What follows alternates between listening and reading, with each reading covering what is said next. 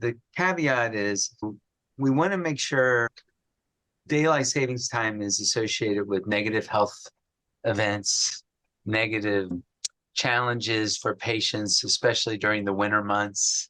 And we think it misaligns primarily with the human circadian biology as a major thing. So for the ASM, the overall standard, because the science just favors sticking to a permanent standard time as opposed to daylight savings time. A lot of things go into that bake. For instance, I think this came into the forefront because of some recent legislature action trying to make daylight savings time permanent.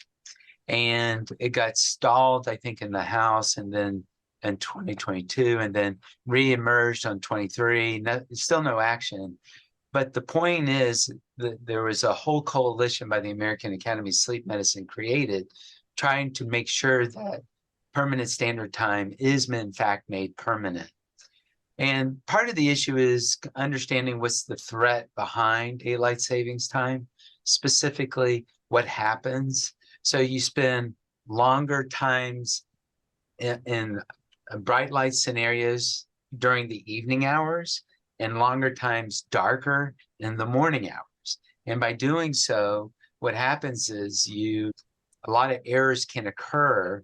And in some cases, people lose an hour of sleep as a result of those shifting changes. Those kinds of consequences, had been done once before in the United States, back in the 70s, when they did make daylight savings time permanent for a 2-year span, which only lasted a year.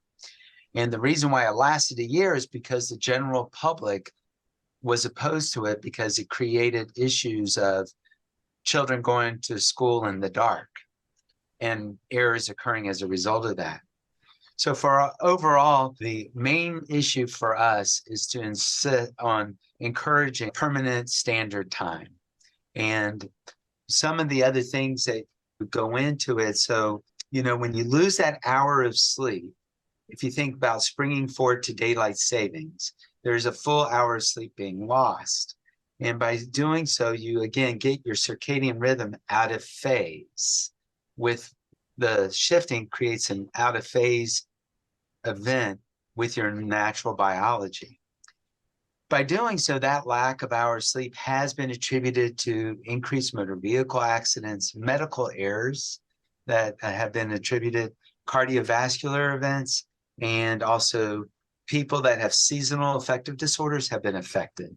These are major issues that kind of really is the incentive, where the research has led us to incentivize this plan and this permanency of standard time.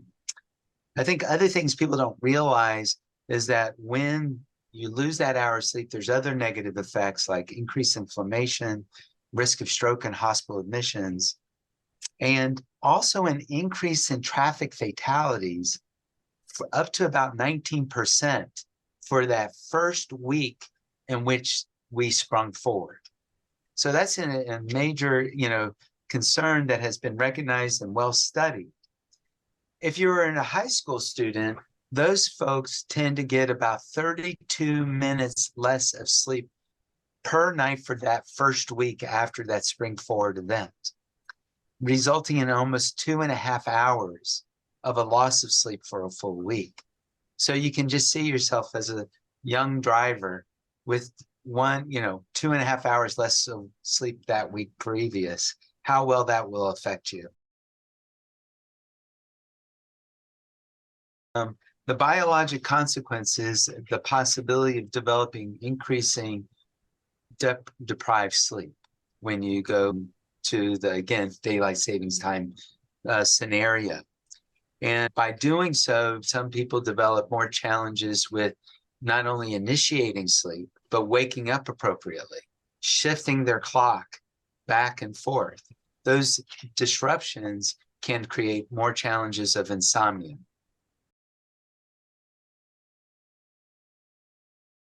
By going to permanent standard time, you don't lose those hours of sleep by jumping forward and falling back.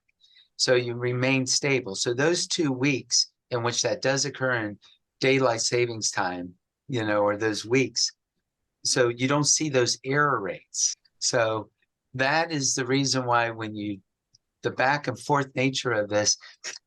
The other thing is I wanted to talk about when you think about what happens in certain states or parts of the country when you utilize daylight savings time. Essentially, New York will stay dark until 8:30 during the wintertime. Some states, especially some of the northwestern states, can be, like 9 a.m. and 9:30 in Montana and North Dakota. So although some states may benefit, the majority of states would not, especially those that have winter as a part of their natural phenomena. So again, as a nation as a whole, that's why permanent standard time makes more sense, because you spend less time in the dark, particularly during the winter months. And you spend more time in the dark and the evening during those same periods. So by shifting it, you create a lot of disruption with our circadian cycling.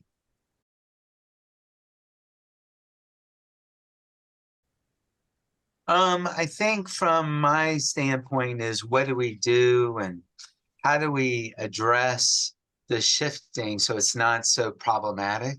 And what we commonly tell folks, and a lot of people don't know this, but it provides a lot of benefit if daylight savings time is out there, is you always want to make sure you get at least 7 hours of sleep.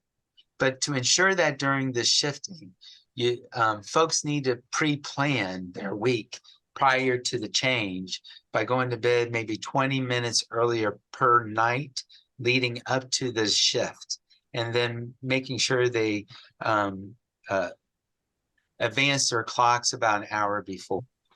So, and making sure they use bright light in the morning, which is always a wonderful wakefulness promoter. What has been known from daylight savings time from patient care perspective is during that week of shift, there's actually an increased number of medical errors.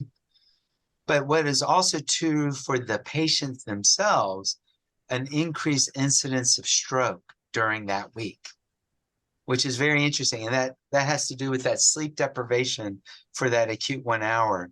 And that has been a long-term understanding. Traffic fatalities are actually up by 6% during that week. So research in traffic fatality, medical error rates by providers, medical events for the patient have been explored and are continuing to be explored in regards to research efforts.